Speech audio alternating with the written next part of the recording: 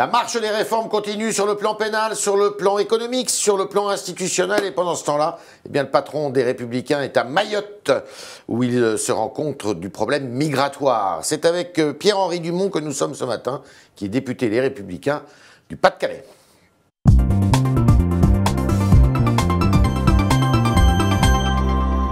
Pierre-Henri Dumont, bonjour. Bonjour. Alors sur votre fiche Wikipédia, pas vous faire outrage en disant que vous n'êtes pas encore très bien connu, on vous présente comme l'icône du renouvellement. Ça vous fait quoi, ça? Chez les Républicains. Une icône, je ne sais pas, mais voilà, je fais partie de ces nombreux députés, les Républicains, qui ont pu gagner des circonscriptions qui n'étaient pas à la droite en 2017, et qui font partie de ces 47 nouveaux députés, les Républicains, sur 100 au sein du groupe à l'Assemblée nationale. Complètement en phase avec le discours de Laurent Wauquiez? Oui, je pense que c'est un discours qui porte. Son score au sein de l'élection à la tête des Républicains a été extrêmement large. Près de 3/4 des votants ont voté pour lui. L'ensemble des départements ou presque l'ont placé en tête. Donc je pense qu'il y a aujourd'hui, au sein des militants Les Républicains, aucun doute quant à savoir qui est le leader de l'opposition. Ces propos récents là, devant l'école de commerce de Lyon vous ont dérangé, vous ont heurté? Non, en tout cas... Vous auriez exprimé la même chose de la même façon? Pas forcément, mais on a certains points communs qui sont, je pense, partagés par beaucoup. La question de la majorité et du fait majoritaire appliqué par En Marche au sein de l'Assemblée nationale, qui a été décrit dans certains propos par Laurent Wauquiez, est quelque chose d'avéré. Et quand les Républicains sont au pouvoir, c'est pas pareil?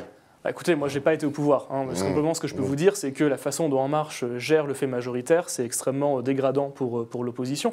On peut revenir sur l'épisode de la questure, par exemple, qui était au tout début du mandat. Maintenant, vous l'avez, la question. Il a quand même fallu 6 mois pour qu'on applique les droits de l'opposition. Ces propos-là, vous avez remarqué que dans les sondages, quand même, ça lui avait fait perdre considérablement de popularité? Oui, c'est vrai, mais je pense qu'il ne faut pas gouverner ou se placer selon les sondages. Aujourd'hui, Laurent Wauquiez est avant tout le chef de l'opposition. Il est là pour faire des propositions comme on a pu le faire par exemple sur le projet de loi immigration-asile qui sera débattu d'ici quelques semaines au sein du Parlement.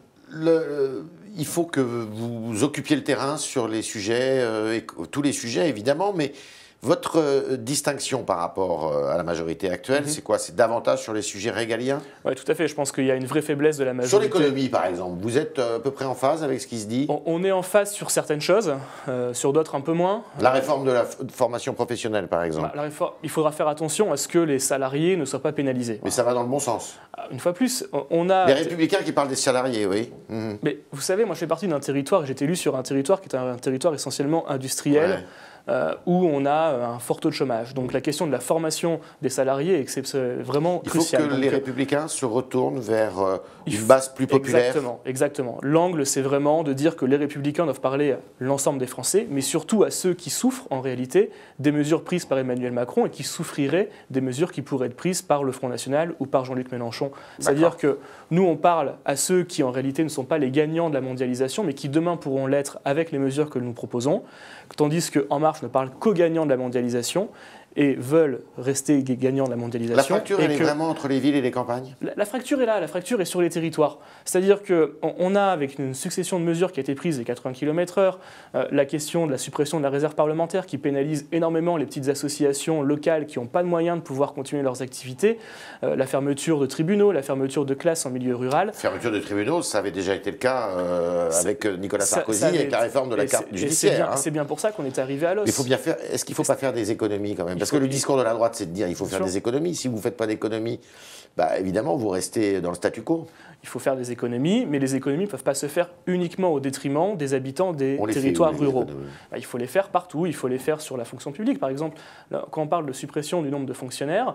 Mais où est-ce que vous voulez supprimer les fonctionnaires? Parce qu'on dit qu'il faut sanctuariser la police, la gendarmerie, l'armée... Je suis bien d'accord. Moi, ce que je pense, c'est que surtout qu'il faut donner des moyens aux collectivités territoriales. Les collectivités territoriales sont aujourd'hui, par exemple, quand on parle de fonctionnaires territoriaux, j'ai été maire pendant 3 ans de ma commune de 11 000 habitants à Marcq-en-Calaisis.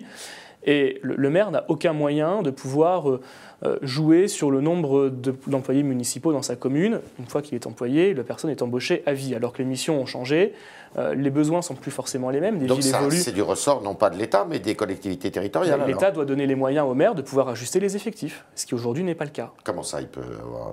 Une fois qu'un fonctionnaire territorial est titularisé, on ne peut pas l'ajuster. C'est vous qui le titularisez? Non, ça peut être les municipalités précédentes. Oui, non mais d'accord, mais c'est à vous de faire le ménage. C'est pas à l'État. On ne peut pas. Parce que l'État ne donne pas les moyens aux maires de faire je ne peux pas forcément appeler le ménage, mais donnent pas les moyens aux maires de pouvoir... Bah si, c'est très clair. C'est-à-dire qu'aujourd'hui, un fonctionnaire dans les collectivités territoriales est embauché à vie, quasiment. Oui. Ça, c'est la faute de... Donc, si on considère que c'est une faute de la précédente municipalité. Si on donne l'autonomie aux maires ou aux présidents de conseils départementaux ou régionaux de pouvoir ajuster les effectifs, déjà on pourrait faire des économies à ces endroits-là sans éviter de lever l'impôt. D'accord, mais vous ne supprimez pas d'emplois dans la police, dans l'éducation? On a aujourd'hui des postes qui sont des postes régaliens dont on a besoin de sanctuariser certaines tâches. Et par exemple, pour ce qui est de la police, la question, c'est pas simplement la question des effectifs, c'est aussi la question des tâches qu'ils font. Si on dématérialise un peu plus, si on permet... le cas du projet de loi. C'est ça. Si on permet... Il vous convient ce projet de loi alors? Certaines parties nous conviennent. Une fois plus, sur tous les projets de loi, on n'est pas 100% contre, 100% pour. Certains points, on est favorable. Sur le projet de loi Asile et Immigration, on est par exemple favorable au fait qu'il y ait plus de vidéos entre les magistrats et les policiers pour pouvoir faciliter les expulsions, par exemple. Mais par contre, on est absolument contre le regroupement familial qui est prévu à l'article 2 et à l'article 3 du projet de loi. D'accord. Combien le regroupement familial compte dans l'immigration aujourd'hui, vous le savez? Le regroupement familial, on est à peu près à 300 000 migrants totalement en France par an qui arrivent. Et le regroupement familial, c'est la grande majorité, c'est à peu près 60% de ce chiffre. Non, c'est 12 000. 12 000 le regroupement familial en France. Alors justement, il y a un problème majeur d'immigration, c'est à Mayotte, où votre président séjourne actuellement. Et il remet en question ce qui avait déjà été énoncé par, à l'époque, François Baroin, je me souviens quand il était ministre des Dom-Tom, remettre en question le droit du sol. Vous êtes d'accord avec ça? Ce qui est sûr, c'est que c'est la solution. Non, moi en tout cas, je ne suis pas. Il n'y en a pas qu'une. Je ne crois pas à une remise en cause du droit du sol. Il y a un ajustement à faire, en tout cas à Mayotte. Ce qui est évident, c'est qu'on a une situation à Mayotte qui est totalement hors contrôle. C'était un tort de faire de cette île, cet archipel, un département? Il fallait le transformer en département. C'était un engagement qui était un engagement extrêmement clair de différents présidents qui a été consolidé par Nicolas Sarkozy, via un référendum d'ailleurs qui a eu lieu. Simplement, aujourd'hui, le fait est que la présence de l'État régalien à Mayotte est extrêmement faible. On a une faiblesse de la présence française, de la langue française également. On a des classes qui sont surchargées. On a des classes où, par exemple, on fait école que la matinée ou que l'après-midi, tellement les classes sont surchargées. Donc, il y a des moyens à mettre en adéquation et faire en sorte que Mayotte soit réellement, si c'est un département français, et ça l'est actuellement, soit réellement comme l'ensemble des départements français intégrés dans la communauté française. Il y a énormément de travail et c'est d'ailleurs pour ça que Laurent Wauquiez y est, et également parce qu'il y a une élection législative partielle qui s'y déroule, où on espère l'emporter comme on a pu gagner les 2 premières élections législatives partielles. D'accord. Alors Dominique Bussereau, ce matin, dit « Je suis à l'inverse de la ligne de Laurent Wauquiez, je voterai l'année prochaine pour celles et ceux qui défendront une ligne européenne. Il y a des élections européennes l'année prochaine. Est-ce que c'est une élection que vous redoutez? Parce que dans tout grand parti traditionnel, à droite comme à gauche, on sait que l'Europe divise entre ceux qui ont une fibre plutôt souverainiste et ceux qui ont une fibre plutôt assez pro-européenne. Il n'y a pas à s'inquiéter. Les élections européennes, on cesse tous les 5 ans, ça arrive d'ici 2019, donc on va les affronter avec sérénité. Nous avons une ligne qui est vaste mais claire. Nous sommes tous pro-européens. Tous antifédéralistes. Avec des nuances. Antifédéralistes. Avec des nuances. Il n'y a pas beaucoup de fédéralistes dans ce pays. Je pense que pour certaines parties, En Marche a une vision assez fédéraliste de la chose, en particulier sur la question des listes transnationales, qui est un premier pas vers un fédéralisme européen que nous rejetons. Vous arriverez à vous mettre d'accord sur une ligne précise? Peut-être pas avec 100%. Pourquoi Bussereau il dit ça alors? Parce que Bussereau est je pense, dans une démarche de rapprochement avec En Marche, en particulier sur les élections européennes, comme peuvent l'être différents anciens ténors de la droite. On constate. Certains préfèrent tirer contre leur camp, dont acte. Mais nous sommes sur une ligne qui n'est absolument pas une ligne anti-européenne.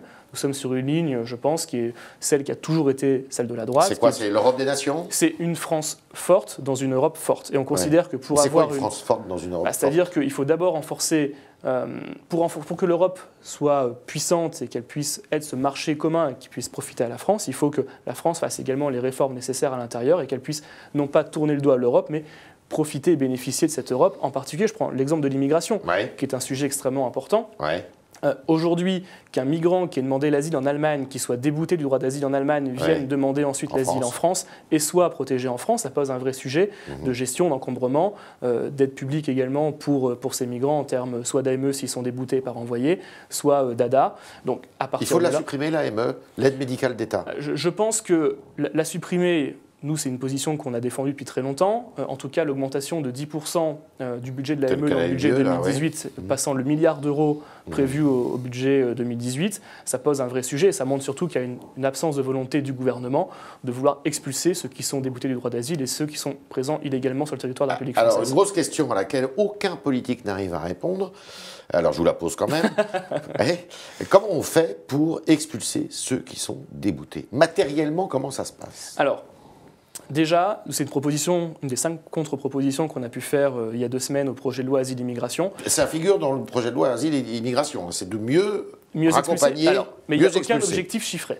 Oui, enfin déjà, comment vous faites? Alors, nous, ce qu'on propose de façon très claire, c'est ce qu'on appelle les laissez-passer consulaires. C'est-à-dire qu'un pays africain, par exemple le Mali, qui refuse de récupérer des migrants économiques, voilà, on conditionne l'aide publique au développement donnée par la France à ces pays, ainsi que la délivrance de visas touristiques aux ressortissants de ce pays, à la reprise ou non et à la délivrance ou non de laissez-passer consulaires. Mais à ce moment-là, vous allez vous couper avec tous les pays d'Afrique francophone. Comment on fait? Non, je pense simplement qu'il faut être très ferme en disant que si un migrant veut arriver en France d'Afrique, il doit passer par la voie légale, c'est-à-dire soit la protection dans le cadre du statut de réfugié, soit par question de regroupement familial ou de migration économique basique ou par consulat. Et si un migrant vient de façon illégale ou est débouté ou est renvoyé, dans ce cas-là, le pays doit le reprendre. Et c'est simplement des relations de bon voisinage, entre guillemets, entre la France et les pays de départ de ces migrants. Et matériellement, comment vous le remettez dans l'avion, sachant que les commandants de bord sont maîtres à bord? Mais il y a aujourd'hui, par exemple, pour les questions migratoires européennes, il y a des vols qui sont les vols Frontex, que la France utilise extrêmement peu.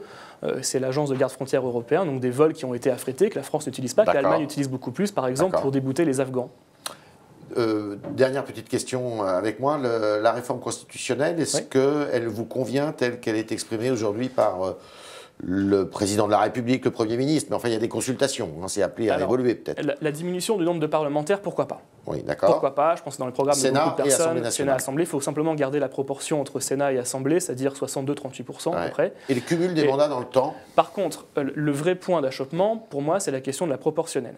Pour les Républicains, on est tous opposés à la question de la proportionnelle. Quelle que soit sa dose? Quelle que soit sa dose, parce que... On ne sait pas encore sa dose aujourd'hui. Exactement, parce que coupler la diminution du nombre de parlementaires à la proportionnelle, ça ferait que des territoires entiers ne seraient plus représentés que par un député ou un sénateur, et donc d'avoir des territoires qui seraient beaucoup moins ancrés dans la réalité, des députés qui seraient en réalité beaucoup moins représentatifs de leur population, et ça crée un vrai clivage, et surtout 2 types de députés, ceux qui sont des apparatchiks parisiens qui seront bien vus en cours dans les partis, et puis ceux qui seront sur le terrain, et qui en réalité n'auront pas les mêmes aspirations et ne seraient pas la communauté nationale représentée à l'Assemblée nationale. Donc ça, vous êtes contre, Absolument contre, on est tous vent debout la question de la proportionnelle. Et le cumul des mandats dans le temps?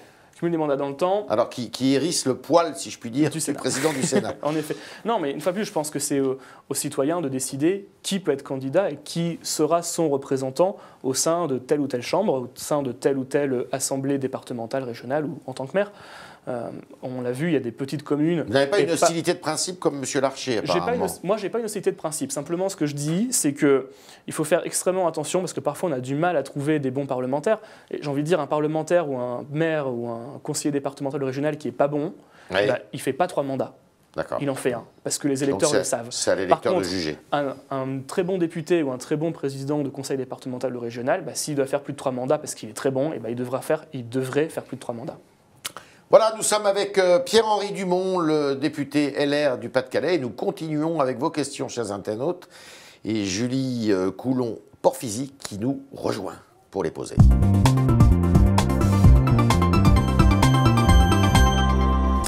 Bonjour Julie. Bonjour Yves, bonjour Pierre-Henri. Bonjour. Alors on a pas mal de questions, ça commande beaucoup. On a notamment une question de Alexandre, qui est un habitué de l'émission. Qui nous demande, donc Matteo Renzi, qu'on nous avait vendu, est tombé en Italie après avoir fait beaucoup de com. Peut-il arriver la même chose à Macron? Il y a une similitude. Matteo Renzi a perdu un référendum sur la réforme constitutionnelle en Italie qui visait à diminuer le nombre de parlementaires. Donc, en effet, il y a certains traits communs entre les deux. Si Emmanuel Macron peut tomber suite à un référendum, écoutez, la droite ne s'en privera pas. D'accord. Une autre question d'Alexandre qui nous demande, vous êtes un jeune député, qu'est-ce qui vous a donné envie de vous lancer en politique ? De façon très très simple, j'étais dans une commune qui était une commune de 11 000 habitants où ça traînait un peu, la dette s'augmentait. Vous viviez dans cette commune ? Je vivais dans cette commune, c'est ma commune de naissance. Après, je suis parti pour mes études à Paris parce qu'on ne peut pas faire l'université comme beaucoup. Et après, je suis revenu. Et donc j'avais envie de faire bouger les choses, de faire une ville plus numérique, plus dynamique, plus tournée vers les jeunes. Et donc, je me suis engagé aux élections municipales et j'ai gagné la ville alors que personne ne m'attendait. Puis après, ça a commencé comme ça. Donc Gérard Collomb qui cite Saint-Augustin à l'Assemblée nationale pour gagner une bouteille de vin après un pari avec Édouard Philippe. Est-ce que vous trouvez que ça fait sérieux ? Est-ce que c'est normal ? Je ne pense pas que c'était le premier ni le dernier. Il y a beaucoup de politiques. Je pense que Dominique Strauss-Kahn, par exemple, plaçait quelques contrepétries dans ses réponses aux questions au gouvernement. Donc c'est des choses qui ont existé, qui continueront d'exister. Exactement. Pas de la bouteille, mais surtout, si la citation a un lien avec la question, pourquoi pas ? Alors, on a une question assez originale d'Alexandre, toujours, qui vous demande, vous avez eu l'originalité de discuter avec les gens de votre circonscription autour d'une partie de FIFA. Oui. Quel est votre niveau à FIFA ? Plutôt pas mauvais, plutôt pas mauvais. Je suis pour ceux qui s'intéressent, je suis en première division en saison et j'ai gagné le titre de champion plusieurs fois. Ah oui, alors là, on a affaire à un professionnel. Donc, on retourne aux choses sérieuses. Donc, récemment, il y a eu quelques départs aux Républicains. Oui. Et certains élus qui ont été sur le départ ont qualifié le parti de mouvement de repliement et non de rassemblement.